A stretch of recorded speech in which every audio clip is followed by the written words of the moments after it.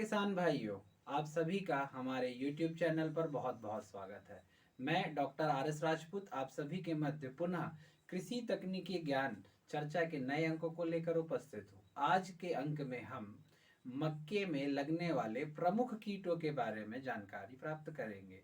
इन प्रबंधन के लिए किन रासायनिक दवाओं का इस्तेमाल करें, तो बने रहिए इस वीडियो के अंत तक संपूर्ण जानकारी को प्राप्त करने के लिए का हम इस्तेमाल कर सकते हैं। रोकथाम के लिए जो सबसे महत्वपूर्ण बात है वह यह है कि पहली चीज जो है वह ग्रीष्मकालीन जुताई, अर्थात जब भी किसान भाई ग्रीष्मकालीन जुताई करते हैं तो जो भी अंडे प्यूपा ये उपस्थित हैं यदि आपके खेत में, तो यह इनका समूल नष्ट हो जाता है, जिससे आपकी फसल प्रारंभिक अवस्था में सुरक्षित हो जाती है।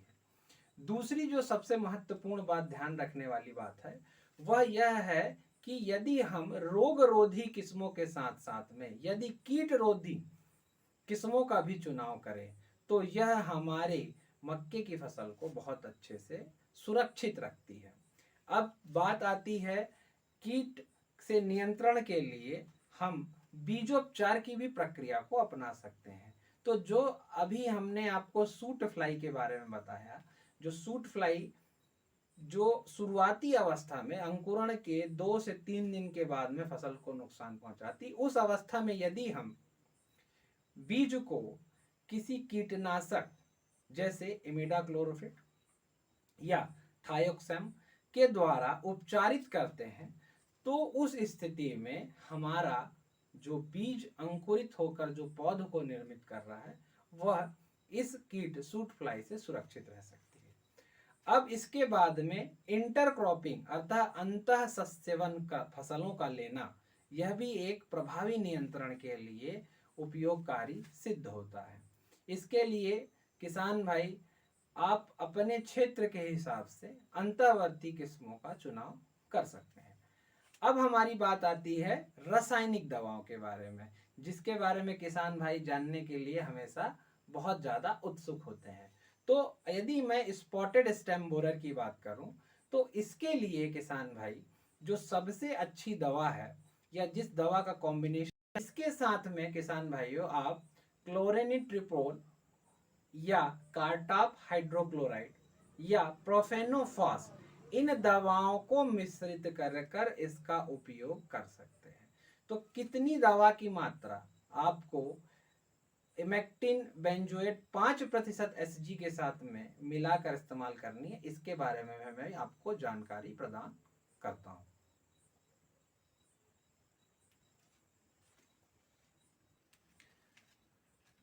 तो किसान भाइयों, इन कीटों के प्रभावी नियंत्रण के लिए 5% एसजी, जिसका आपको 80 ग्राम प्रति एकड़ की दर से इस्तेमाल करना है, अर्थात 0.5 ग्राम प्रति लीटर, अर्थात 0.5 ग्राम प्रति लीटर की प्रोल 18.5% एससी, जिसका सामान्य रूप से 80 से 100 ml प्रति एकड़ की दर से आपको इस्तेमाल करना होता है।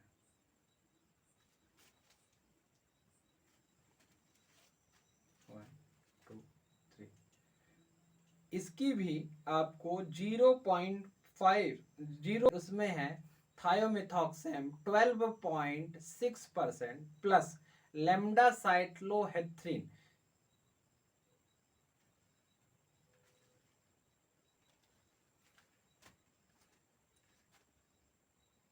लेम्डा साइलोहेथ्रिन 9.5 पढ़ते हैं और इसका प्रभावी आपको नियंत्रण में रिजल्ट या परिणाम मिलेंगे। तो इस प्रकार किसान भाइयों, आप अपने मक्के की फसल को इन कीटों के दुष्परिणाम या हानिकारक प्रभावों से बचा सकते हैं। तो किसान भाइयों, इस प्रकार इन दवाओं का इस्तेमाल करके आप अपने मक्के की फसल को इन कीटों से सुरक्षित करके अपनी उपज को बढ़ा भी सकते हैं और सुरक्षित बना भी सकते हैं। तो तो किसान भाइयों, मक्के की फसल में कीट प्रबंधन के बारे में और कीट के पहचान के बारे में दी गई यह जानकारी आपको कैसी लगी, हमें अपने वीडियो में कमेंट करके जरूर बताएं। इस वीडियो को लाइक और शेयर जरूर करें। हमारे चैनल को सब्सक्राइब करके इसी प्रकार की महत्वपूर्ण कृषि उपयोगी जानकारियों को प्राप्त करने के लिए हमारे चैनल से जुड़े। तो मिलता हूँ अगले नए अंक में कृषि चर्चा के नए विषय के साथ। तब तक के लिए किसान भाइयों को मेरा राम राम। अगले अंक तक इंतजार करें। जय हिंद। हमारे चैनल से जुड़े रहने के लिए बहुत बहुत धन्यवाद।